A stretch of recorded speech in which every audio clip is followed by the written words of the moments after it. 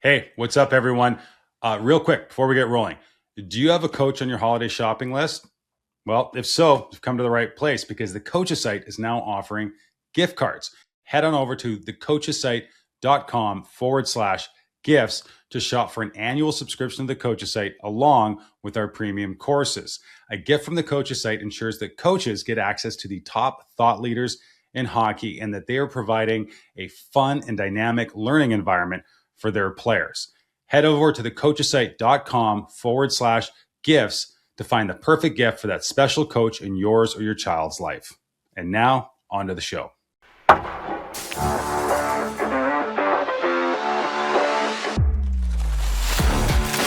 What teams do you work with primarily? Now the only one that I can disclose is the Gold Coast Suns, which is an Australian football team, professional team. And that's Aussie Rules football. Yeah. And would Aussie Rules football be where a lot of your research has taken place? I would say soccer, football, and then Aussie Rules football, and a bit in rugby, mostly in team sports, but the sports I like playing, doing, watching. You know, and so we met over in Stockholm at the IIHF coaching symposium, and admittedly at that time you were on stage and said, hockey wasn't a sport you dove into too deeply. Just my own curiosity, Aussie Rules football and hockey, one's on grass, one's on ice, but in terms of just perhaps the pace, the physicality, et cetera, and just the amount of decision, any parallels that you observed there when you were preparing for that talk? Yeah, I mean, like they're both tough sports, right? That's the first thing. The physical contact is something that's fairly similar between both. But I also think over my time of working with sports, I've seen lots more parallels between team sports. All team sports, in essence, are cooperative activities, which means everyone has a distinct role. But within your distinct role, you still have to work towards a collective goal: attacking, defending, scoring goals, preventing from scoring goals.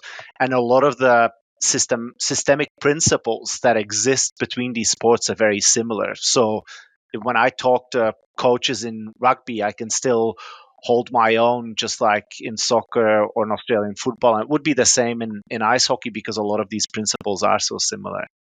It struck me, given the nature of your work, and it is, I would imagine that quite often when you go to work with a team or a coach for the first time, particularly given the level of those teams and coaches you're working with, how do you first approach that? Because you're dealing with people that A, have been really successful at their chosen field, and B, a lot of their methodologies are at that stage probably baked in. So how do you start that conversation and perhaps open a door to a new way of doing things?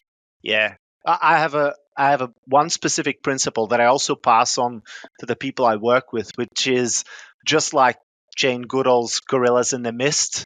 It's very similar. You want to watch the gorillas from a distance, observe them, be in their world, be present, show that you're interested and you want to understand, but don't try and be a gorilla. And that works really well because all of a sudden you can see the gorillas mating and fighting and whatever it might be. And I've been present in some pretty interesting conversations and discussions, some difficult moments for coaches where they allow me to be present because I pose or I don't pose a threat to them in any way. I'm there to learn, to understand their environment. And ultimately, if they let me, to help them to understand that environment better or to help them perform better, learn more, win more, whatever their personal thing might be. But I try to, really be a fly on the wall. It's like I had my first engagement now with a new team. And what I do is I observe a lot of practice. And then I try to understand how does that practice I'm seeing align with some of the other practice that I've seen, which interventions work or don't work in these environments. But I always make it very clear that coaching is 50% intuition, experiential knowledge. You do something because you've seen it be successful in, group A, context B, whatever it might be, and 50% science. And if you let me, I can bring you some of that scientific insight, but I can never give you anything if you're not willing to rely on your own intuition in the first place. Totally. And when you go out to a practice, especially when you're perhaps working with a coach or a team for the first time, what are you looking for, or what are you looking at to get those inputs? Yeah, so one of the first things I do when I observe practice is I try and see how deliberate are these coaches in their practice design. I usually sit in on the pre-training planning. All the coaches go in a room, they talk, and they say, well, in this exercise, we're really going to emphasize, interpersonal communication. We really want all players to communicate clearly and loudly. But then I go to the field and they've got a massive speaker blasting in front of the game they're playing. Well, those two things don't align, right? That they're fairly simple. You can't say, well, I'm really deliberate about trying to develop communication, but then have the speakers blasting music so no one can hear each other, right? So I'm first looking at very clear, evident gaps, things like that. Or, for example, they'll say, well, now in this practice session, we really want to simulate real pressure. Right. And then they simulate real pressure by, for example, using a timed exercise where the coach blows the whistle. Well, that's not real pressure. The real pressure in a game doesn't come from a coach blowing the whistle. It comes from a defender positioning in a certain way, from, having a certain number of seconds on the shot clock, etc. So then I go back to them and I say, look, your intent was to create real world pressure. What would you think if I said that? In this context, maybe you haven't created that real world pressure. And I try to make coaches think and reflect to be more deliberate about their practice design. And ultimately, I get deeper and deeper where sometimes we just focus on a single drill or exercise that they do very often. We develop modifications, progressions, and regressions of that exercise so coaches can really use them deliberately to get out of it what they want to get out of it. So it's a real sequence where I go kind of broad and then I slowly hone into the things they really care about. I had this moment when I saw you speak, and it was probably within the first 5 minutes. And, I didn't know you. I didn't really know what to expect. And, you started laying out, and I believe you sort of, you began with, distilling the difference between competency training and confidence training, which I would say are really logical. But for all the time that I've been in sports and been in coaching, like nobody had ever explained the difference between the two. So then right away, I just had this moment. I've got my laptop open and I go and search. I said, like, management training. And I'm like, oh my God, like we have spent so much time diving into how to be better managers, how to manage people better, how to be more efficient, etc. And then I go into manufacturing, and I'm like, oh my God, we've got all this information on how to manufacture things better, work together better. And then I go to, skill acquisition and practice planning, and it's almost crickets. And we all know the high stakes and the money that's involved in sports. I'd be curious, is it fair to say that we're very much or this field is very much in its infancy, and perhaps something that for some reason hasn't had a lot of attention paid to it? Yeah, I think that's fair. We showed that scientifically as well, where we looked recently at 130, what's called a randomized control trial. It's kind of the highest level of evidence that you can get. It's a scientific experiment. Basically, you have a control group, an experimental group, maybe a placebo group, and people get randomized into these different groups, right? And we looked at what if we took all of these randomized control trials that used some sort of skill acquisition intervention, and we looked at what kind of skill acquisition intervention do they use? Is that for individuals, for teams? Do they show that the intervention is beneficial? And we saw some pretty crucial stuff, which is that the large majority of what we know in skill acquisition science still originates from golf. It is mostly, Really? yes, and it is How mostly so?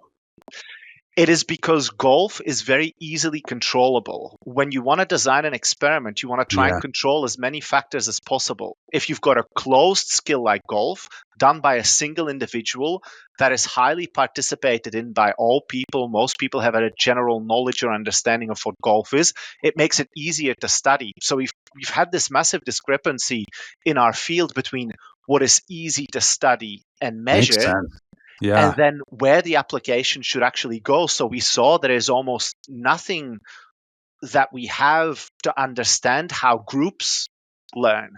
It is likely that a group of individuals who are all learning the same task somehow all learn from each other, right? The learning of Sure. the task, when everyone does it together, should be accelerated because everyone is doing it. You can see other people making mistakes, you can see effective strategies, and so on.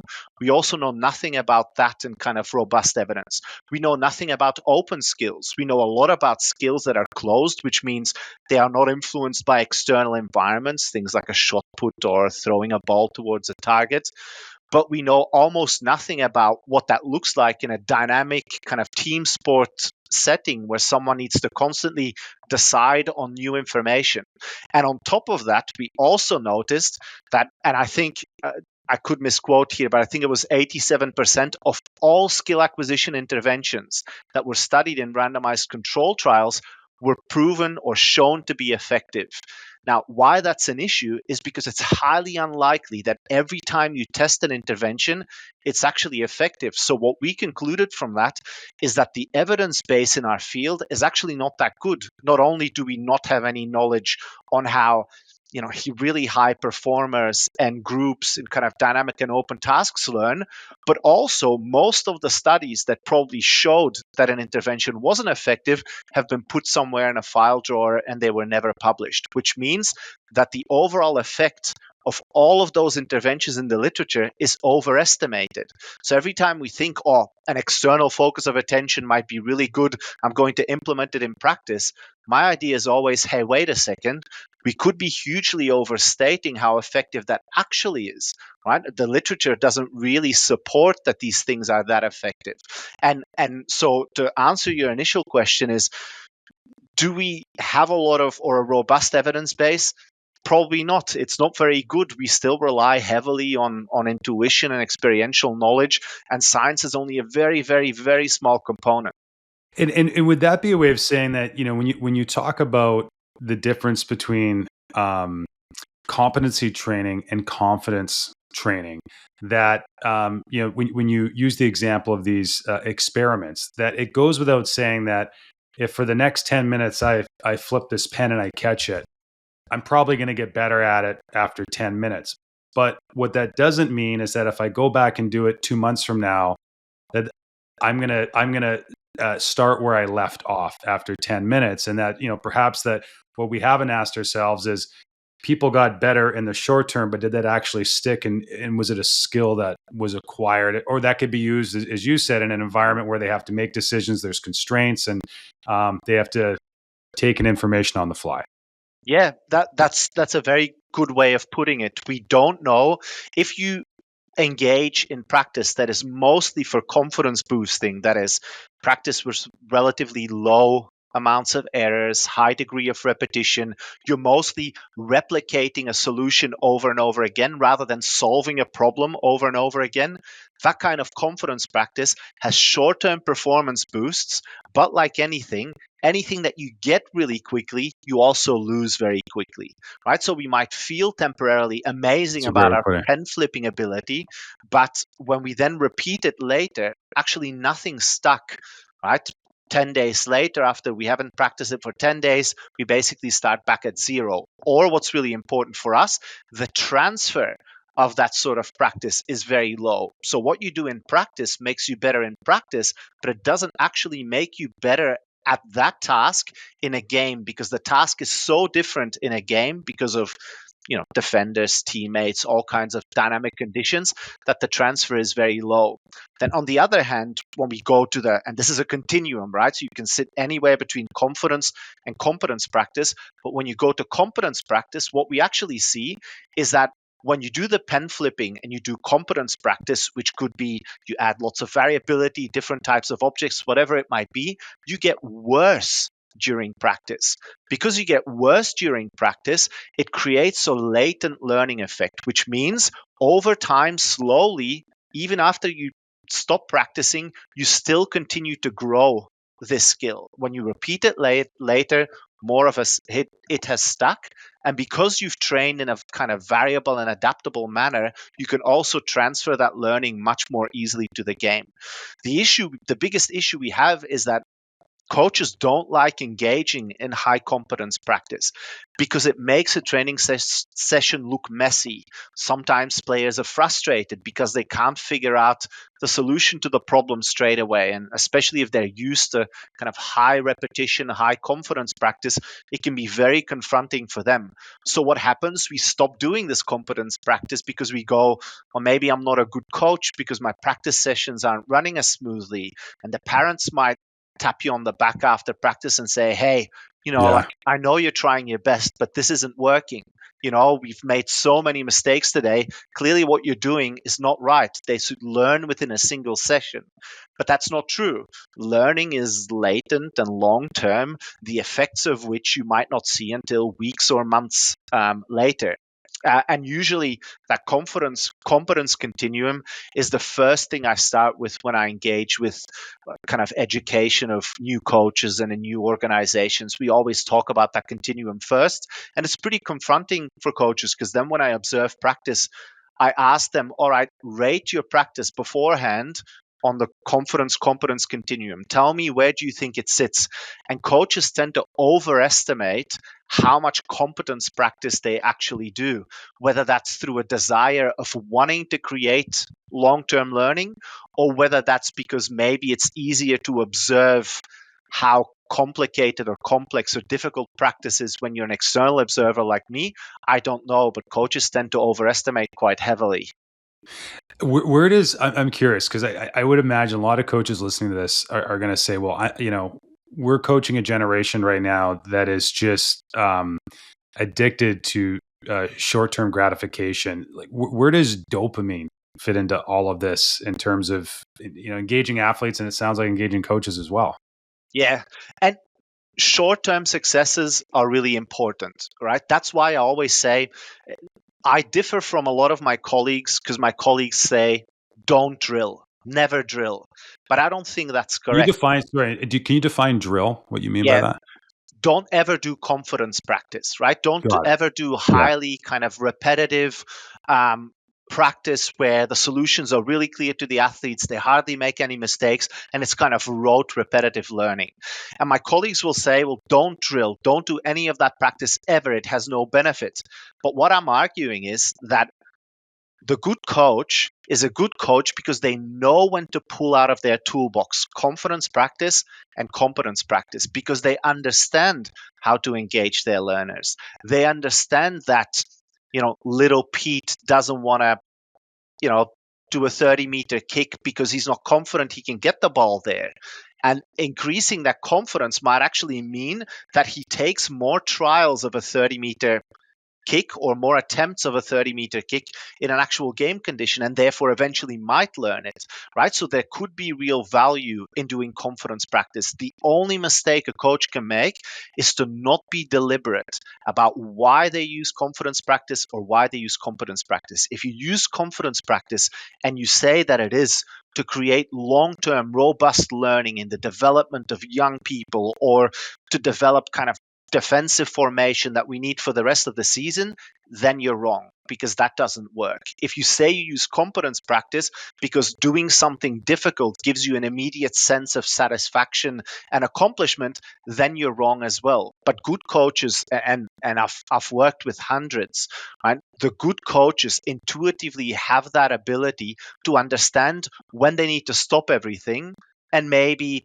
take away 2 defenders or 3 defenders and we do a bit more confidence-based practice because all the players are down and they increase the confidence and then maybe still within the same activity, they gradually increase the level of competence practice that they might do. And I think that's where I always start almost every presentation with the same slide. I show a brain and I show a coach. I show a coach's brain and then I show kind of test tubes. And I basically tell them this is 50% coaching is 50% art. That's your intuition, your knowledge, your experience, and 50% science. And and I guess would it be fair to say that that intuition is really, I guess, a byproduct of intentionality and then reflection and over time that, and I guess what I'm saying is that this is a craft, and like anything else, that coaches, the learning environment, it's latent as well, that we're going to get better at this over time, provided that, we have intention and we can reflect and observe how our players are adapting. Yeah, that's very fair. And especially, I would say, if there's young coaches or kind of early starting coaches listening to this, even when your intuition isn't hugely honed, it's perfectly fine to rely on it, because when you rely on it, you're going to make a mistake. When you make that mistake and you reflect on it, you understand why you made that mistake. You bring it back to rehoning or recalibrating your own intuition, right? So it's really important to, even when you don't have a hugely established intuition, to still try and rely on it, because it develops that kind of error detection and correction mechanism, which is so important for coaches deciding on the fly all the time. And I would imagine that, this sort of, cocktail of competence training and confidence training, that it varies and is adaptable based on the age and level of athletes or teams that you're working with, and would just be, I guess, another part of that art or intuition is being able to adapt it to that. You also said something really interesting that has stuck with me, and I'm paraphrasing here, and I'm just going back on my notes from your talk, and it was that, even the most talented players can't perform without confidence. And, and it's really kind of changed my mindset a little bit, in that, so often we get caught up as we're teaching, systems and tactics and these specific skills. And listen, all this is important, but at the end of the day, our job is to make sure that when the stakes are high, all of our players have the most confidence and competence as possible, regardless of the X's and O's and what we're doing. I'll use the NBA example, right? You miss 2 3-pointers. Next time they pass to you, you take a look first at whoever else is free, right? You often don't take the shot yourself. Confidence is so important, because it determines on whether or not we have the intent to take an action. And the intent to take an action is so important, right? If you never intend to shoot, then you'll never shoot. You'll never learn. And if you never shoot in game conditions or in game-like conditions, you never develop your craft anyway. So confidence is extremely important. And I find it strange sometimes that, a lot of these kind of heavily game-based coaches or methodologies underestimate that value of developing confidence, because it's the backpack you're wearing, right? If you've got a backpack full of confidence, you can sometimes pull off things you never thought you could, because you try them. At least if you don't have that confidence, you never try, and therefore you limit yourself or your learning anyway.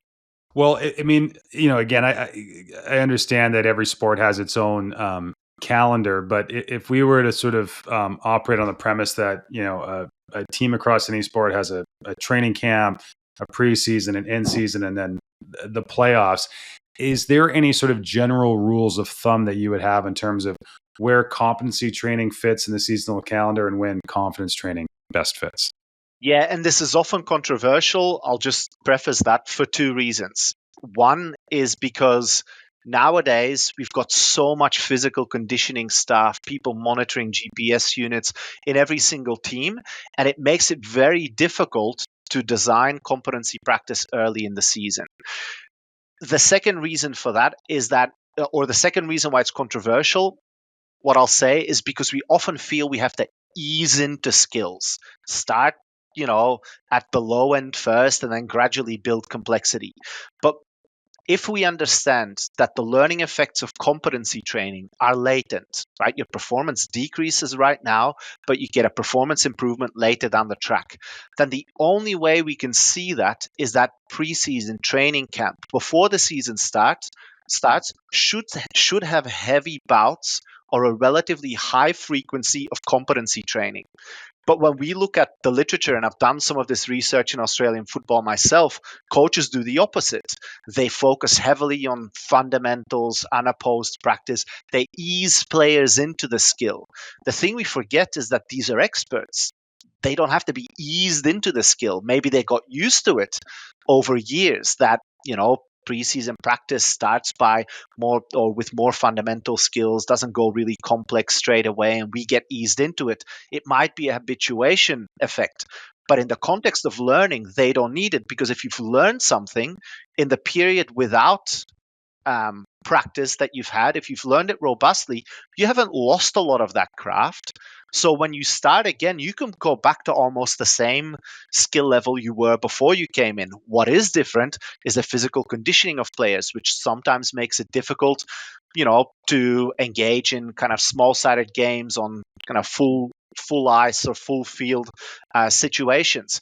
But everywhere I go, I present the same model, and everywhere there's the same concerns, right? It's always, but players want to be eased into complex skills. And but the GPS guys say we can't do X and Y deceleration or acceleration. And that's what makes it difficult. But if you look at it purely from a learning perspective, we do high competency practice far away from competition, and we do regular boosts of competence practice, but with a lot of confidence practice in season. Well, it's interesting, obviously, just through the nature of this show, and just recently we did an episode with it was a former NHL player that's now a skills coach or development coach. And one of the questions I asked him, I said, when you're working with pro players, how do you get them to buy into some of the really fundamental things that they might have to work in the summertime? And his answer was, he's like, well, I start by doing something that's really hard so that they fail. And then it's a lot easier to bring them back to that smaller detail and say, hey, this is, we got to pay attention to this. And again, a bit of a different context, but I think that there's a lot to be said. And again, I sense that this isn't a linear process. It's a little bit of, you spend a little time in one area, you bring them back to another and then out. And that's just a gut feel that you develop over time. Yeah, let me give the example of another place I worked with. They traded, or like 5 or 6 older players retired, and they brought in 5 or 6 players from the draft who are just 18 years old. Their ability to engage in high competency training with the others is very difficult. So oftentimes you have to then scale down the competency practice in preseason and add more confidence practice.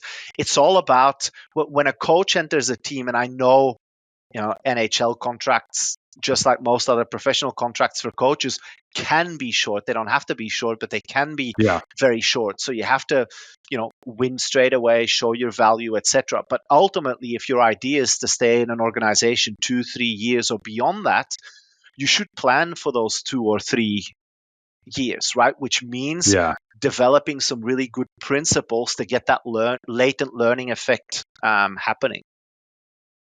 Can you just touch on the difference between learned or learning and performing? Yeah. So performing is what you do right here, right now. You're in a practice session, you're going through a drill or an activity, and the players do well. That is performance. It's an immediate performance increase that you can see, or decrease. But so I'm a golfer. I go to the driving range. I hit my 7-iron over and over again. That's right. And you'll see your performance increase. Now, learning is a latent, robust effect where performance is improved over longer periods of time. So we can't see learning right here, right now in this drill. We have to infer learning from that drill somewhere in the future. And that's what makes it really difficult, right? It's the reason why it's so difficult for coaches to focus on learning, because it's an intangible something.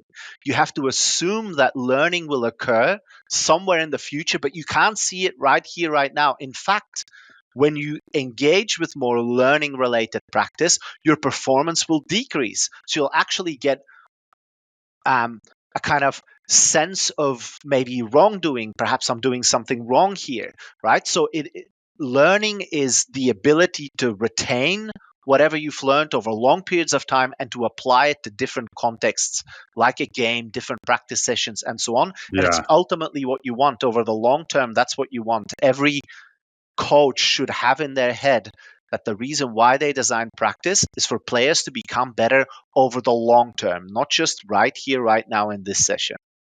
So it's literally like planting a garden and trusting that underneath the earth somewhere that, well, you can't see anything sprouting, it eventually is going to come. And I think there's a really important distinction that you make. And at least how I interpreted it, is that, when we always talk about like you need to fail to be successful or to learn something, and I think in a lot of cases that's lip service because we can't validate why that is the case. And so too often, again, it's just easier to run towards confidence building.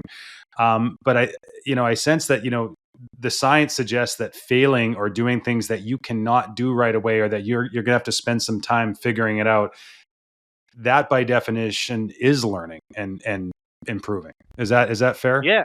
And I think everyone's experienced this at some point or another, that your hard work trying to figure something out to its deepest core, right? That ultimately leads to you knowing that thing or being able to do that thing forever. It's basically resistant against forgetting because you've had to work so hard on trying to figure it out. But we always have to place a kind of asterisk with that, which is, if your practice sessions are too challenging and players do nothing but make mistakes, then your training session isn't conducive to learning either. There's this optimal kind of sweet spot. I often call it the zone of genius, where your Yeah. learning is optimized because the amount of errors you make or the practice challenge is set in such a way that the player can by themselves use the information that is generated by engaging in their environment and reinvest that in their learning process. Well, one of the things that I can't help it now after taking in your talk, but and I mentioned before we hit record here, like I coach my 7-year-old and his friends, and so when we do a drill now, I sort of measure it on how many reps does it take him to figure it out, and over time, what you learn, and again, it would no doubt it would be different based on the age of the player, but it's a different way of evaluating the drill versus, as you said. I mean, I think too often we operate a practice like we're doing a Broadway show. Like we just want everything to be smooth. We want everybody to remember their lines. Everything's on time, and it feels great.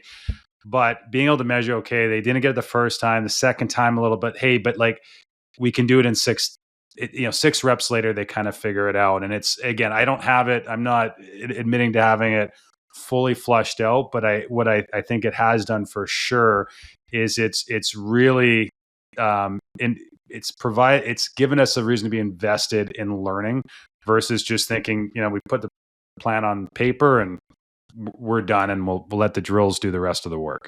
Yeah, and you've exemplified the combination between intuition and science, right? You now understand that learning is something you want to create. You've now used that information, you've adapted it to something that is easy for you to understand. How long does it take before they figure it out? You've got a reasonable data set in the back of your head where in this exercise with this type of group, it should take 6 or 7 trials before they figure it out. If it's 19 trials, you've got to dial back your difficulty because you're probably frustrating the learners too much and it's not actually giving them anything. So I think, it's a really good and useful practical method. And in fact, we're building, because obviously I do this work working with sports teams, but my other profession is as an academic, and I'm constantly trying to research robustly how we can develop better methods, and ways in which we do that now is actually similar to what you do. We look at, for example, if we want to develop really cohesive passing patterns, right? And we do this in soccer. We want to develop games in which everyone is equally involved. Then we design a particular game. We measure who passes to whom at which point in time. And then we derive from that a metric that tells us how many more minutes we should have to play before everyone would have been equally involved based on our prediction model. And we use that as a way of validating how difficult or how easy a task is to solve for certain teams. So what you're doing, or your intuitive judgment, very closely aligns with the things that we are finding now in scientific literature anyway. And when you're talking about these games, are you talking about like an actual game or like a small area game A or drill? small-sided game. Yeah, but we Got also it. look at it, for example, in the context of 11v11, and you might have, after Yeah. an 11v11 and you play it for 10 minutes in soccer, you might have a kind of saturation of the passing network of 20%. That means that we would have to play 50 minutes theoretically for everyone to have been engaged in that game. Of course, it doesn't work as beautifully as that, but it gives you a really good indication. If you have to play that for 50 minutes, then that complexity of solving the task of everyone passing to everyone is 5 times as difficult as if it would only take you 10 minutes. So we use very similar methods to what you do Yeah. intuitively. Well, I hadn't thought about that, but it makes total sense. And again, I'm sure this is transferable across all sports. Is depending what the constraints are, just your two best players might go out and say bing, bing, bing, bing, bing, and give it back and forth or pass the ball, puck, whatever. And the goal's accomplished, but as you said, not everybody gets to get involved. I can't help but think that, how do you, when you're working with teams or coaches, and I think more and more, I mean, we all say at U Sports, it shouldn't be about winning, but just the environment we've created, it is about winning for a lot of the stakeholders, and that's just, it is what it is. When you're working with coaches and you talk about that latent learning and so those long-term effects, or I guess it's almost like those compounding effects of practice.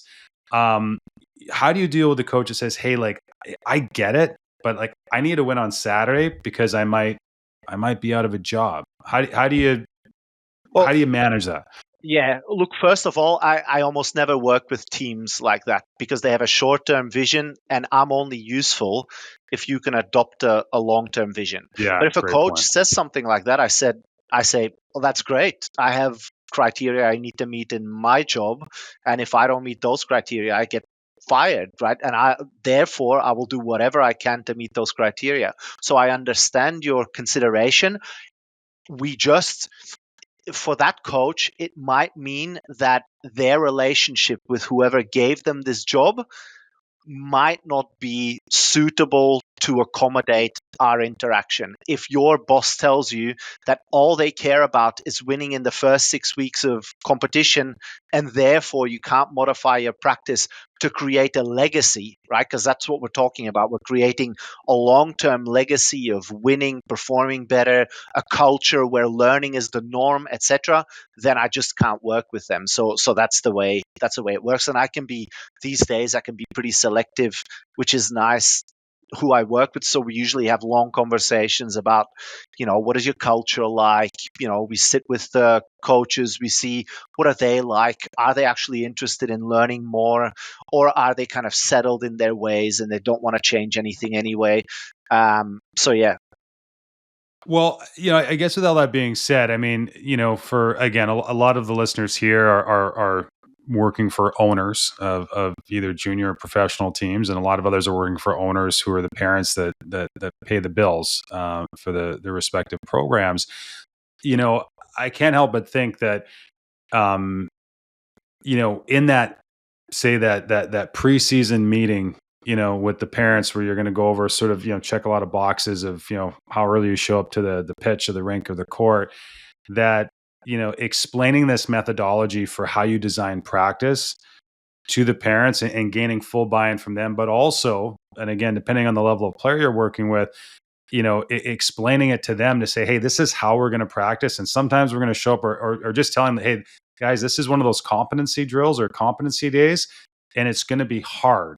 And is that, I guess, is partnering, I guess, with the players and stakeholders, is that just as important? Yeah, and I've seen that everywhere, right? So you have to have a level of transparency, not full transparency. You don't Sure. have to say to players, this is what we want to see from you, and therefore we are designing this drill in this way, so you would do Yeah. X and Y, because we really want the learning to occur without them having to think through it. We want them to behave in the Yeah. environment that we created for them. We don't want them to consciously think about how they can be better in our environment, right? Those are two very different things. The player has to be a kind of passive vessel for the environment that we create. When it comes to parents, and when it comes to especially kind of leadership type figures in teams, like a captain, or you might have a leadership figure within your group, it might be useful to tell them about the type of methodology that you'll be using, because nothing's telling us that a team that engages in competency practice frequently, not all the time, but frequently in preseason, loses more. But it might feel like you're less prepared for the start of competition, the first game, the second game, the third game. And those people who are listening to this who have a background in conditioning or strength and conditioning, they'll also know that preseason is too short to develop a really good conditioning base. So therefore, often your base extends into the season just so you can then have a higher kind of baseline fitness level to work off of. So it's not unusual. It's not unusual for that to happen in the context of skill.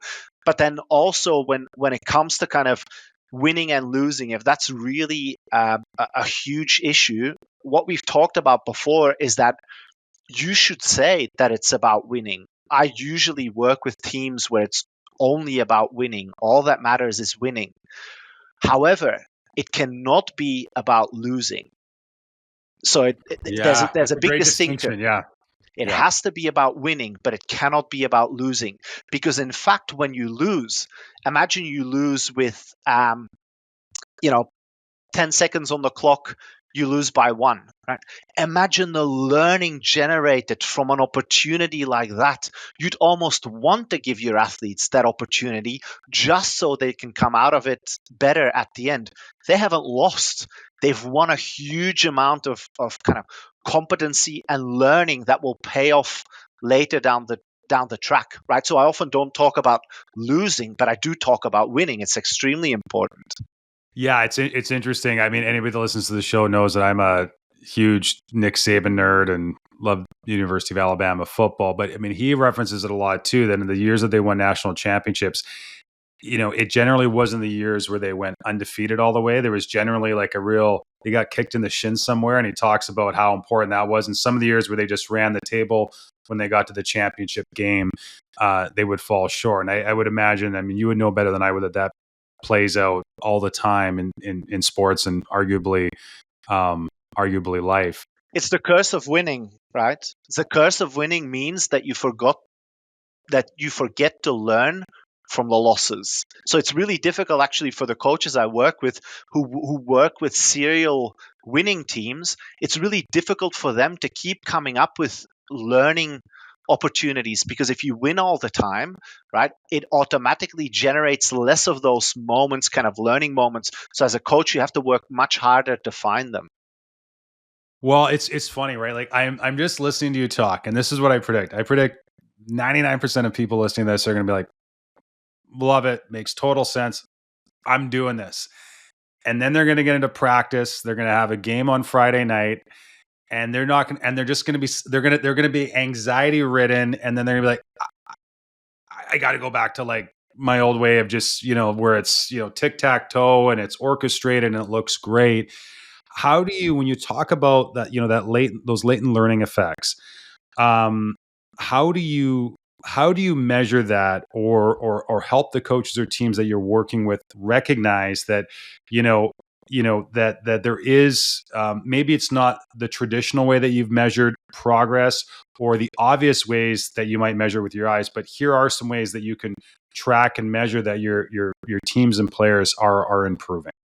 Yeah. So, and this is really difficult, right? Because even in the context of measuring skill, we have difficulties measuring it objectively. But when we look at it subjectively, coaches generally report different things they find are relevant to being skilled. Those are the players more adaptable now? Can I put them in this defensive drill with 2 attackers, 3 attackers, 4 attackers, small surface area, large surface area, and they can complete the key tasks that I'm asking of them consistently. They can adapt to the context that I'm putting them in. This is 1. 2, does every player become more valuable to the collective? In other words, have you created skill at a collective level? If you work in a team sport, it's great if a few players get better, but ultimately You want everyone to benefit from everyone else getting better, because what that creates is it creates a practice environment where you're constantly competing with and playing with other people who are also better than they were 6 weeks ago, right? So if you can create higher difficulty conditions at a collective level in practice, that's also a good sign that your players have learned. And then, of course, you've got the kind of traditional metrics, which I'm not always super keen on, but they are used, is what is the technical proficiency of a player like? Can they complete X, Y fundamental kind of activities that are part of my sport, and can they complete them confidently? Is that kind of like I'll use the American football or the NFL as an example where they can bring a kid into the combine and say, if you can bench press this, if you can do these specific drills, like regardless of what you did in the season, we're pretty confident that you can hang in our league.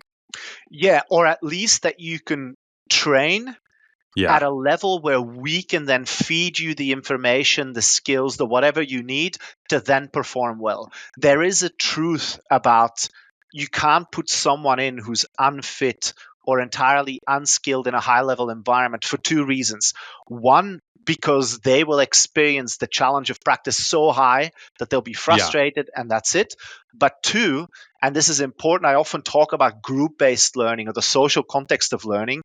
If you have an unskilled player within your team, it is really valuable to upskill that player first of all. That should be step one, because a team sport doesn't just consist of, let's say, 5 individuals, but it consists of every interaction that every one of those individuals has with each other.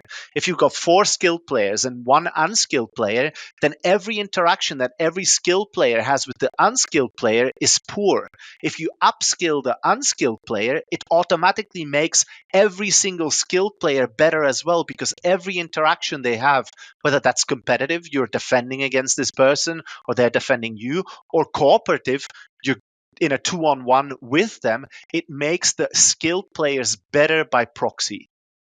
That's really interesting. So, where my mind goes with that, and this is going to give you a bit of an education on hockey, is that hockey has become very much a privatized sport. Meaning, it used to be when I grew up, you played for your community, and you might be born in a birth year within your community where there's a lot of really good players, or you might be in an environment where there's very few good players. And so what has happened is we've started building, and I think the same thing's happening, for example, in basketball in the United States, where they have these AAU teams where they just take all the best players, put them together, and that's happening at younger and younger age groups. However, what's interesting is we work really closely with Minnesota hockey. And so Minnesota hockey has been very intentional in maintaining this community model. And when the players get older, when traditionally everywhere really in the world where all the best players start playing together, they play high school hockey. And so you can't decide, I'm going to, Job's one of my best buddies and we're both really good. I can go play for him. Like you got to play where you live. But what's interesting about it, when we base it on, per capita, the amount of players they produce for the NHL, it is not even close. Like Minnesota is better producing professional hockey players more than anywhere else, despite the fact that they have probably the chasm from the top players to the lower end players is greater than anywhere else, at least in North America. Yeah, and it echoes with me, because when people ask me what's the single most beneficial intervention that I can do with my team, my answer is always the same: ensure the competition of those people, or the competitive level, the skill level of those people you constantly practice with and compete against in the context of practice is higher. The higher that skill level is, the more benefits you get in the long term. So for example, one rugby team I used to work with, they hire players who are close to retirement, who are really good players, but they hire them on coaching contracts. They make them compete for their B team, but they train with the A team, because they present the most or the highest level of competition that they can possibly train against. Just like if you would have asked a boxer or ask a boxer now, who do they want to spar against? They say, well, Yeah. number 2. I want to fight against number 2 all the time. The second best, if I'm the best, I want to fight against the second best person all the time. If I'm the third best, I want to fight against the first best person all the time. Because we know that the strength of the competition that you regularly, interact with and against is so important for driving long-term learning effects. So I'll use an example, and I think again this would translate across most sports, is that I think what happens a lot of the time, and I think as coaches, and this is certainly how I approach it a lot of the time, is that let's say we're doing a practice and we're going to have stations or we're going to play various games, is that my mindset has been, okay, well, we're doing passing drills. Well, I'm going to put all the best players together because they're going to get frustrated if they're passing the players that can't catch the puck or make plays. And I'll put the weaker players together because they're going to have more success. And just so I'm clear, is what you're suggesting that the way to maybe, if it's about, high tides raises all boats, you're probably better off mixing those players together because over the course of time of the season, you're going to get much better results, both as a team, but also individually. At least for some proportion of the time. Sure. If you always segregate them, Yeah. then what you get is a massive chasm between the two. And at some point, they're going to have to interact anyway. If every interaction you have with someone else is of low quality or low value, you can't keep growing either. So the good players automatically stagnate. The good players automatically stagnate just because they're constantly interacting with players who are unskilled. If you can upskill some of those lesser skilled players, every single interaction a skilled player now has with them becomes more valuable. Because it becomes more valuable, it accelerates learning. So it's one of the kind of first interventions I always recommend. In some teams that looks like changing the hiring practices, right? Let's say in Australian rules football, it's very common for, at least for a large part of the preseason, for coaches to represent the opposition. So they'll play small-sided games and the coaches are the opposition. And I don't want to say anything about the coaches, but they're not elite athletes anymore, right? They're still skilled, but they're not elite athletes. Because of that, you're presenting an environment that is so easy for an athlete to overcome that we have this general preservation of kind of energy, right? If you're a weak opponent, I don't have to be very good. I'm never going to be at my best because it's not needed to beat you. So I can hold back. I don't have to push myself out of my comfort zone or to my limits. And because of that, you get a very slow acceleration of skill. But if you then, for example, say, well, actually, this year we run a kind of draft camp where 17 and 18-year-old talented kids, for the first 2 weeks of preseason, they can come and be opposition and show us what they've got. And all of a sudden, you get someone who's twice or 3 times as good as a coach at being opposition in those drills where perhaps the players themselves can't be, and that accelerates skill learning.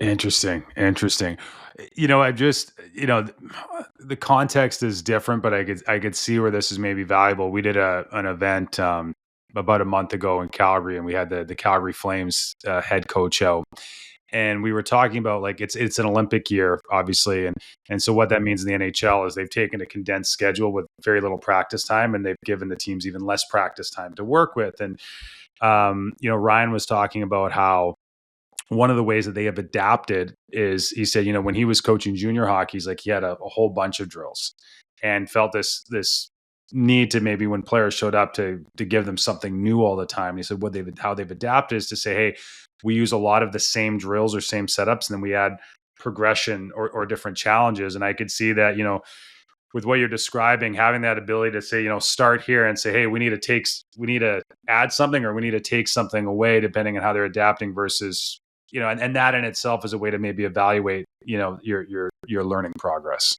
Yeah. And I think that's perfectly fair. I always talk about coaches as kind of sound engineers. They've got this whole kind of board in front of them with all kinds of dials. And ultimately what they do is they observe practice. They move a dial up or down. They continue to observe practice. The behavior is no longer what you desire. You move another lever up and a dial you turn, etc. You're constantly modifying components of practice to ensure that your athletes remain at that kind of the level of practice where you're basically, you're squeezing the sponge to its last drop. If you have such little time with athletes, don't you want to ensure that every second, every rep, every minute, everything is maximized, right? You don't want to leave anything to chance. So you have to be extremely deliberate. And this is one of those things. If your method is, we've got, 15 exercises that we use regularly, but we've got 3 regressions and 4 progressions and all kinds of modifications for these drills, that's great. Like, use them because it allows you to be more deliberate. It allows you to make minute changes to the difficulty, the context, the requirements, the rules, whatever it might be of the drill, to keep those players, to constantly push them so they're constantly like right on the edge of their comfort zone. Productive struggle, I call it. So in your presentation in Sweden, you shared a story about I believe it was a study, but it was on an Aussie Rules football team, and you measured the amount of turnovers that occurred in a game, and that that then you had gone back to practice and used it as sort of the benchmark to say our goal is to create an environment or drill that replicates those levels of turnovers, because if we're not creating those amount of turnovers, then really we're not preparing them for a game. And before you answer that, so this is what I heard that, and it really stuck with me. And I think the nuance in it too is you mentioned that you measured like a championship game or a high stakes game. And so when I came back, I went and it was the Stanley Cup playoffs. So I'm watching the Stanley Cup playoffs, and no disrespect to anybody in other sport, it's the best level of competition in sports anywhere. It's so intense. And I'm watching and again, I'm counting the turnovers. I'm like, man, it is like a game of tennis. And then as I'm doing that, I pull up on my laptop some regular season games, and I'm like, yeah, you're right. It's 2 completely different paces. And if we're not trying to replicate that all season, we're kind of missing the mark. And so I guess over to you to just maybe walk us through that, what you learned from that experiment. Yeah, so this relates back to this zone of genius that I talked about before, right? What is the optimal practice challenge that we should train under in order to accelerate learning? And what I stated in that presentation is that your practice challenge should be slightly higher than the competitive challenge, right? And for lots of people, that's like, oh, that's not what we do. Like, that's way too much. That's way too complex and difficult. But when you think about it, if your turnover rate is, I'm just saying something, 3 times a minute, right? But you practice at 1 time a minute, then all you're really doing in practice is reinforcing what they can already do. They never have to do anything new because every turnover generates information. That information needs to be used by the players collectively to turn that into action. If you only generate information once a minute instead of 3 times a minute, you're actually under challenging or under training your players, and you can't expect them to be ready to use that information at such a high rate as it would be in competition. So practice challenge has to be slightly higher than competitive challenge. And just to be clear, a turnover equals information. Yes. Every mistake you make. So the way you can think about it is that if I have an intent to pass the puck to someone, then I can measure the outcome of that intent, right? Myself, I pass the puck, I see whether it arrives at the person that I intended to give it to, and then based on whether it went to the left of them or to the right of them, that generates information. That information I put back into my next attempt. And the next attempt, I'll kind of do something slightly different, use a modification of my movement, so eventually the puck arrives at its destination. Now, when we think about that in the context of a collective, we do the same. We get a turnover, or we want to kind of keep the ball, but we get a turnover, keep the puck, but we get a turnover. That turnover generates information. That information is invested by the whole team into doing something different next time. If you don't get that information, you don't know what to do differently. So if you don't generate enough of that information, the players are not actually learning how to do it. They're just reinforcing what they already know. One of the challenges in all this is that, coaches by nature think that coaches learn when I tell them what to do. And what you're suggesting is like, there's no coach, the chalkboard, the whiteboard here explaining the kids. They're just inherently, all we hear about right now is AI, and there would appear to be some similar learning progressions taking place in what you're describing.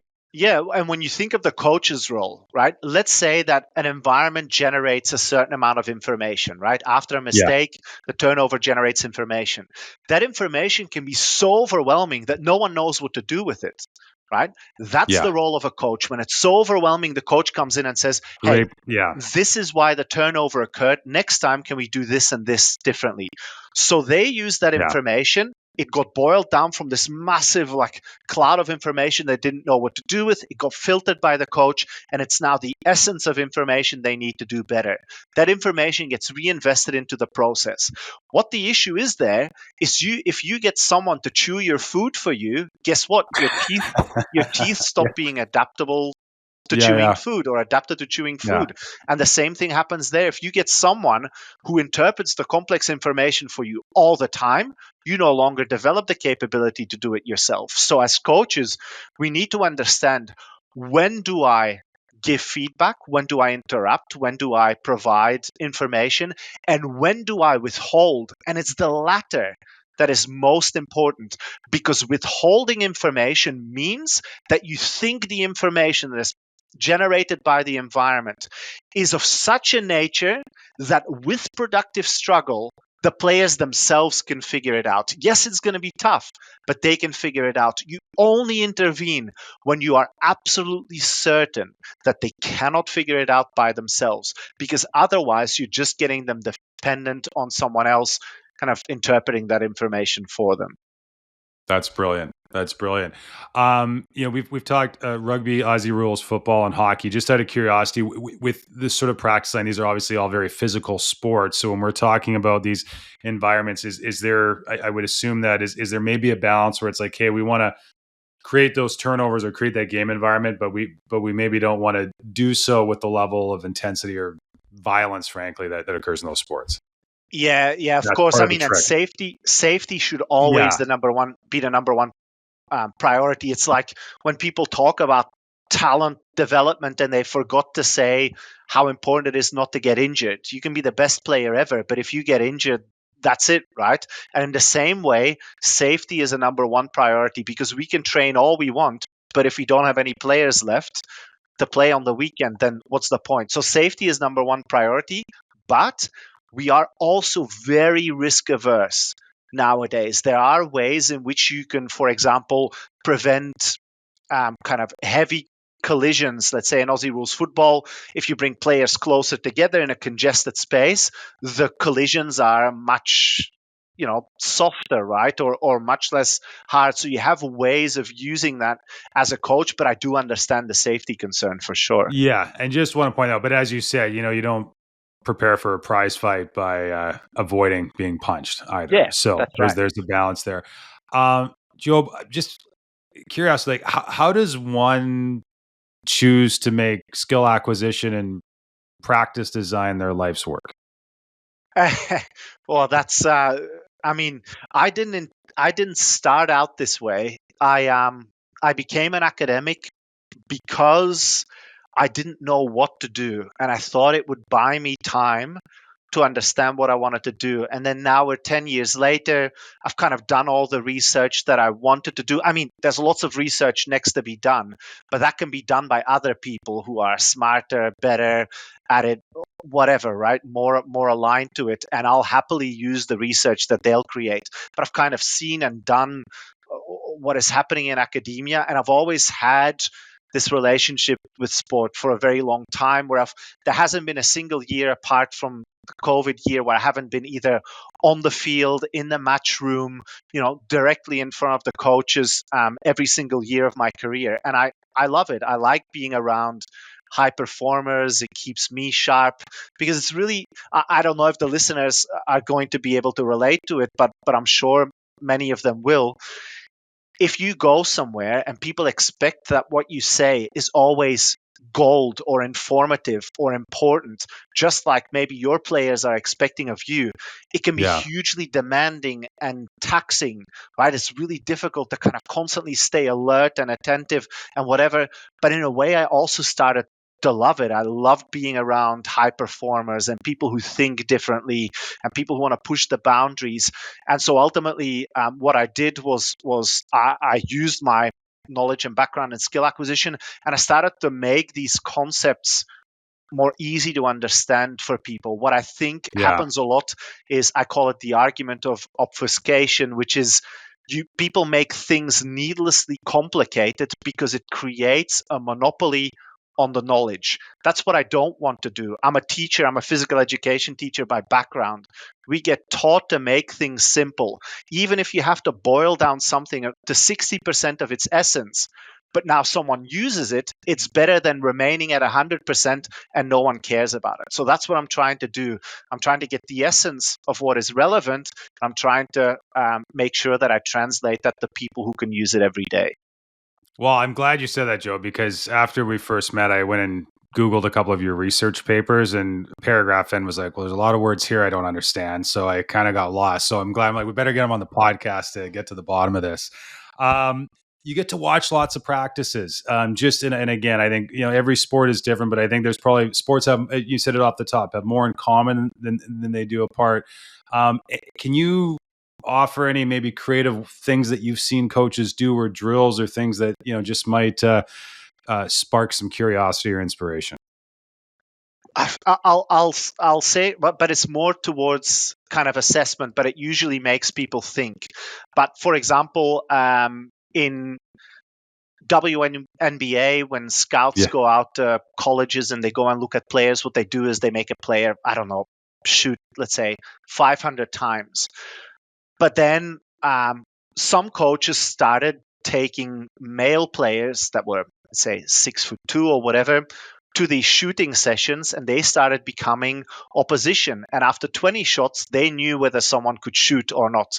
Because if you take 500 shots from the same location, over time, they're going to go in, right? It distorts how good you are. So that's one thing that I think is creative, and how you kind of translate that to practice design is, again, what I talked about before. If you make one modification, only one, ensure that the competition that you create in practice is meaningful and of the highest possible level that you can achieve. Then the second thing that I see good coaches or good coaching teams do is they use a lot of reflection. So they'll design their practice session collectively, they'll go outside, they'll run it, and then they spend half an hour talking to each other about what worked, what they liked about what other people were doing, how their practice design did or didn't create the conditions that they thought were relevant. And that reflection, that helps coaches to grow, because just like players, right? Like we said before, once you reflect on it, you can make modifications next time. And in fact, as part of my education, the last module of education is something called dynamical coaching, where I teach coaches how they can make modifications on the fly. So they don't wait until the next session, but they can make modifications instantly to small-sided games, drills, whatever it is in practice, to keep those players at that really high level all the time. And I think what I see is that really creative and smart coaches find really good ways of modifying the practice that they have to create the conditions in which players learn the most. Interesting. I just want to go back to your example of I didn't consider the basketball, shooting a basketball all the time, and just changing the location to evaluate if a player could shoot. I would imagine a lot of what we're talking about here, like, does this somehow transfer into player evaluation as well? Because one thing we know about sport is, like, if we look at the data, like, we are not good at evaluating talent.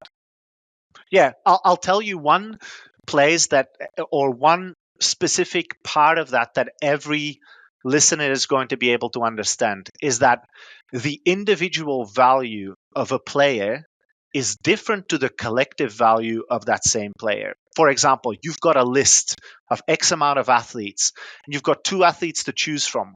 One athlete who's kind of got a skill level at 70 out of 100, and another athlete who's got a skill level that's 50 out of 100.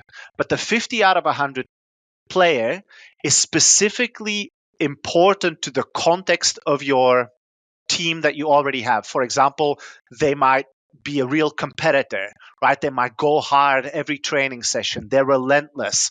They've got amazing resilience. Then that player's value for your team is greater than the more skilled player's value. So when we consider skill in the context of evaluation, we should also consider skill in the context of what someone contributes to a team. And that's something that's often undervalued. We look at a player and we look at their individual brilliance, but we don't look at whether their perhaps lack of skill level is compensated by the value that they offer to a team. So that's just one way that people, I'm sure, will understand. Understanding skill better allows you to also do better player evaluation. That's interesting. Well, mine immediately goes to Bill Belichick and the Patriots. They seem to have that nailed. Exactly what type of players we're going to fit in their system and kind of outpace the competition. Joe, I feel like we could go on for this is fascinating, and I did a ton of research. I feel like we've just scratched the surface. For anybody that wants to learn more or potentially connect with you, how can they get in touch or follow your work? Yeah, so they can email me. I'll share my email address, my business email address. They can email me there. We can have further discussion or conversation there. And then from January, I'm also releasing some educational modules online that people can take. Some of them will be free. We call it Equip. It's kind of to get you ready for a better scientific understanding. Some of them are paid, but people can engage in what they want. But they can also just email me, and then we can go from there. I get lots of emails from curious coaches, so it's not as if you email me, this is something strange to me. I'll happily engage in conversation. But yeah, you can find me there. Brilliant. Well, hey, we really appreciate you making time to join us. This has been super insightful, and keep up the great work.